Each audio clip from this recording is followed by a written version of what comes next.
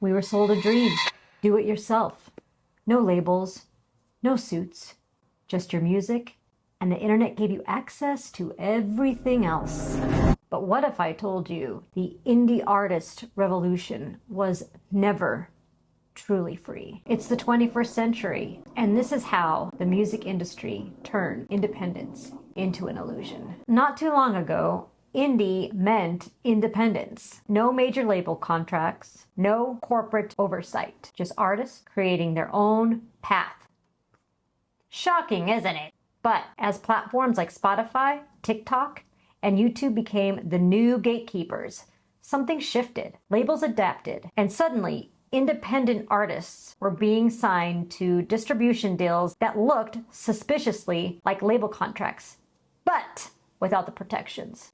Enter the label services model. Companies like AWOL or United Masters offering tools to DIY artists in exchange for back-end cuts and creative data. These aren't labels technically, but they are collecting data, setting algorithmic thresholds, and manipulating trends behind the scenes. It's not freedom, it's franchising. And it's no coincidence that these label services make your song's virality appear closer than ever. We'll get into that more in just a minute.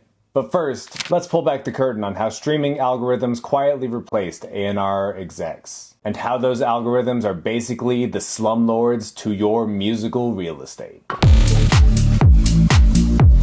Your favorite song didn't blow up because it was good. It blew up because it was optimized. Streaming platforms and social media now dictate what gets heard. Algorithms feed listeners what's most engaging, which usually means shorter intros, big hooks, and vibes that match pre-approved moods.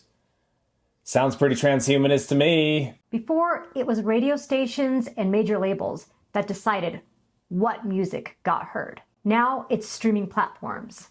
There's still a gatekeeper. Ugh, the technocracy. Indie artists end up tweaking their art to fit these invisible rules or get buried. We've all kind of realized at this point that Spotify and YouTube culture is not music culture. This has led to me wondering a lot, like, why artists are being so overly literal. I've been wondering how to articulate this for a while, but it doesn't always make the best art. Once you realize that they're keywording and there's SEO involved, it's really more about following that optimization and engagement path. You know, we do it. We've done it. I mean, I'm not against a pop formula. I'm not against making songs that get to the point right away, engage as fast as possible. I've been overly analytical about song length before, and at this point in time, I don't have a problem with how long a song goes, as long as it's entertaining for me and it keeps you engaged throughout the song. I'm happy with it, and that's how I try and see my art. Totally agree. I've definitely stuck to a pop formula with all my music. That's just how I learned how to write music, right? And also, I have thought, oh, that song might be too long, you know what I mean? Let's keep it shorter. Unless, however, the solo's just that good, or like the bridge is just that badass. No, we're keeping that. A little artist integrity there, right? Absolutely. Okay.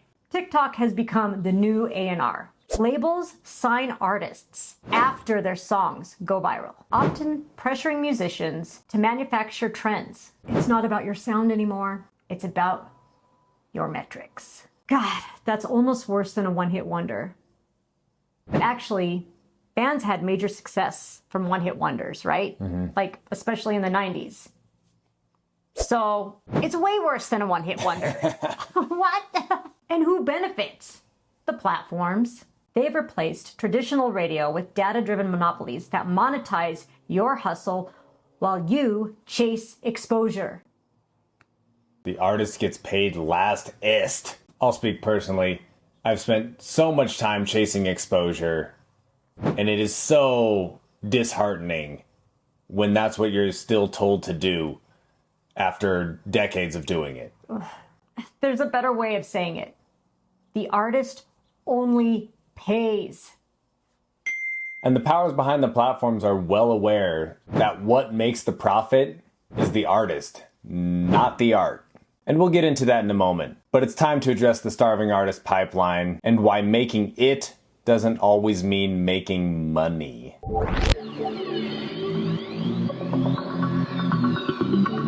Ever wonder how someone with a platinum single can still be broke? I don't have a platinum album, and I don't know anyone that has a platinum album, personally. I don't think I do either. Maybe I do, but I don't think I do. No, we don't. We don't know. The indie top hits economy is a total mystery to me. It's not unbeknownst to most independent artists that Spotify pays an average of 0.003 cents per stream. That's 300,000 streams for $1,000. That's before distributors, managers, and fees. Even with millions of plays, artists barely scrape by, unless they tour nonstop, sell merch, and post content 24/7. Don't forget those venues want a cut of your merch sales too, eh? Yep, they sure do. I've been saying for a while that any artist who is making money on streams and on AdSense on YouTube, for that matter, is a knockout entrepreneur already. Yeah. Congratulations. Like, that's dope. And look closely at those indie success stories. They're often funded by industry plants or venture capital. Think you're watching a scrappy DIY artist? Look closer.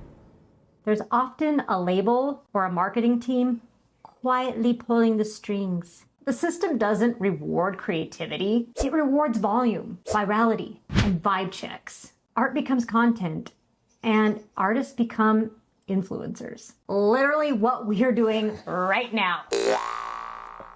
God, why do you think we're vlogging? It's a dicey balance, man. Any musician involved in their local scene can take you to a scrappy DIY show. But the DIY toolkits offered by the uploading platforms, you guessed it, just another sales funnel.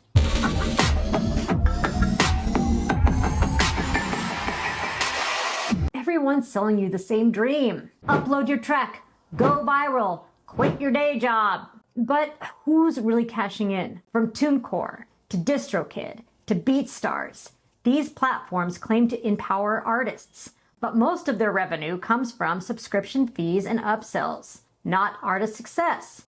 They monetize your hope. Man, that's dark. Organic music promotion, social growth tools, AI-powered mastering, it's all a part of a system that sells the fantasy of success without structural change. In reality, it's the digital version of pay-to-play.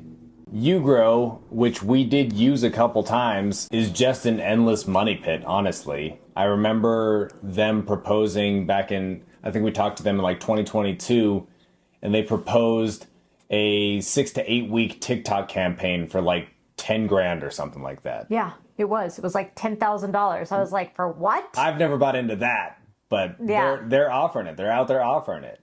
I think we used another one called Boost campaigns as well, which I threw like $200 at, that saw absolutely nothing out of. And the Ugrow campaign that they did do for us, yes, we did get like It did follows. get some streams. It got some streams. We got streams, but they were probably not authentic because the playlists that they had us on were ridiculous. They did not fit with us at all.